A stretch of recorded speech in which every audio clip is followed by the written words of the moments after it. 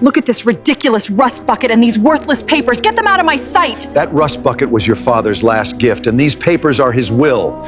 She pointed at the rusted car sitting in the middle of $1 million showroom floor, and she laughed. Not a quiet laugh. A loud, cruel laugh that made every head in that room turn. The man holding the paper coffee cup didn't flinch, didn't raise his voice, didn't move. And in that silence, something was wrong. Something the woman in the power suit couldn't feel yet. But everyone else in that room was about to. Because that man hadn't walked in by accident. He'd been carrying something for 20 years. Something her father made him promise to deliver only when the time was right. By the time this story ends, you will never look at an old car or an old man the same way again. Stay, because the last 60 seconds will wreck you. Victoria Hartwell's voice cut clean across the polished marble floor of Hartwell Luxury Motorworks in Scottsdale, Arizona. Chandeliers caught the light off Ferraris and Lamborghinis lined up like jewelry in a vault. 50 of the wealthiest people in the Southwest stood holding champagne flutes, and every single one of them turned. There, parked dead center in the showroom entrance, sat a 1987 Chevrolet Chevette. White once, now more rust than paint, one side mirror held on with electrical tape. And leaning against it, holding a gas station coffee cup, was a man in a plain white polo shirt and faded Wranglers. His name was Dale Pruitt. He was 61 years old. He looked like he'd spent most of those years under a car. Victoria crossed the room in 4 strides.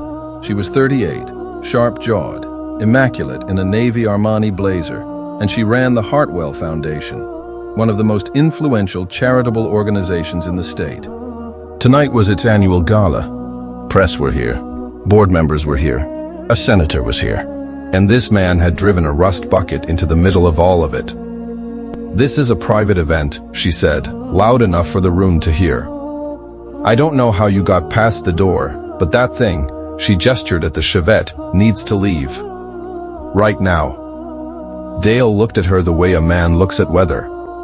Patient. Unimpressed. "I just need 5 minutes, ma'am." "You've got 30 seconds. She turned slightly. "Derek." Her head of security stepped forward. Dale didn't move. He set his coffee cup on the hood of the Chevette, gently, like it was something precious, and reached into his back pocket. "I worked with your father," he said. Victoria stopped. The room did too. "My father," she repeated. The words came out flat, like she was checking if she'd heard correctly. Frank Hartwell. 23 years ago. Before any of this. Dale looked at the showroom around him, the gleaming floors, the $1 million cars, the chandelier, with something that wasn't envy or wonder. It was recognition. Before the first dealership. Before the foundation. Before he was Frank Hartwell. Victoria's jaw tightened. "My father built everything you see here from nothing. That doesn't give you the right to."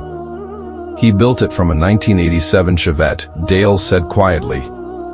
"This one." The laughter that had begun to bubble in the back of the room died instantly. Dale ran one hand along the rusted hood, slowly, the way you touch something you'd said goodbye to a long time ago. Engine through a rod on I-17 outside Flagstaff. February. 23 years ago. Frank was 41 years old, no money, no credit, sleeping in the back seat. He pushed it 2 miles to my shop. Victoria hadn't moved. He stayed 4 months, Dale continued. Swept floors. Changed oil. Learned the books when I let him. Slept on a cot in the back room when it got cold. Never asked for anything he hadn't earned. He paused. "He never told you any of this, did he?" She didn't answer. But the answer was on her face. Dale reached through the open window of the Chevette and pulled out a small tin box, the kind you'd keep fishing lures in. He held it out to her. "He came to see me about 8 months before he passed.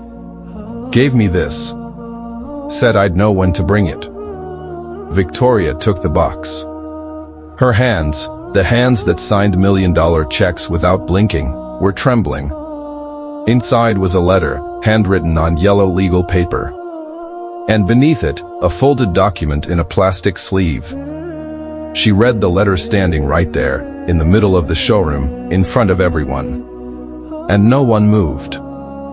Victoria, if you're reading this, it means Dale finally got up the nerve. Don't be hard on him. He hates attention. This car was my first home. My first office. My first lesson in what it actually costs to build something.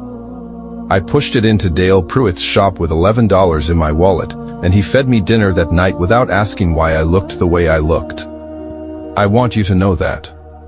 I want you to know what that meant. The foundation exists because of people like Dale. That was always the point, not the galas, not the press. The point was the shop. The cot in the back room. The man who doesn't ask questions. I've attached an amendment to the Foundation's charter. It creates the Pruitt Community Garage Program, funded auto training centers for young men and women who need a second chance and a set of tools. Dale's name is on it because his hands are in everything we built. If this program is ever defunded or dissolved, operational control of the Foundation transfers to the board's ethics committee pending restructuring. I had Gerald draw it up properly. It's real. Take care of the car. It's the most honest thing I ever owned. Dad. Victoria looked up. Her Foundation's chief attorney was already beside her, reading over her shoulder. He straightened slowly and nodded once. It's executed and filed, he said. This is binding. The room was absolutely silent. Dale Pruitt picked up his coffee cup. He hadn't come here to win anything. There was no satisfaction in his face, only the quiet exhaustion of a man who had carried something heavy for a long time and had finally set it down. He never wanted you embarrassed, Dale said softly. He just wanted you to remember. Victoria Hartwell stood in the center of her showroom, surrounded by Ferraris and Lamborghinis and 50 witnesses, and for the first time in a long time, she didn't look like the most powerful person in the room. She looked like a daughter. 3 weeks later, the Hartwell Foundation announced the Pruitt Community Garage Program. Dale became its first director. The Chevette was cleaned, not restored, left exactly as it was, and placed in the showroom lobby with a small plaque that read, "Where it started." Because sometimes the most valuable thing in the room isn't the one with the highest price tag. It's the one that remembers what everything cost. Friends, this was our video for today. Please let us know in the comments which country you watched this video from. And if you want to hear more emotional stories like this, then please give this video a like right now and subscribe to the Islamic Tales YouTube channel.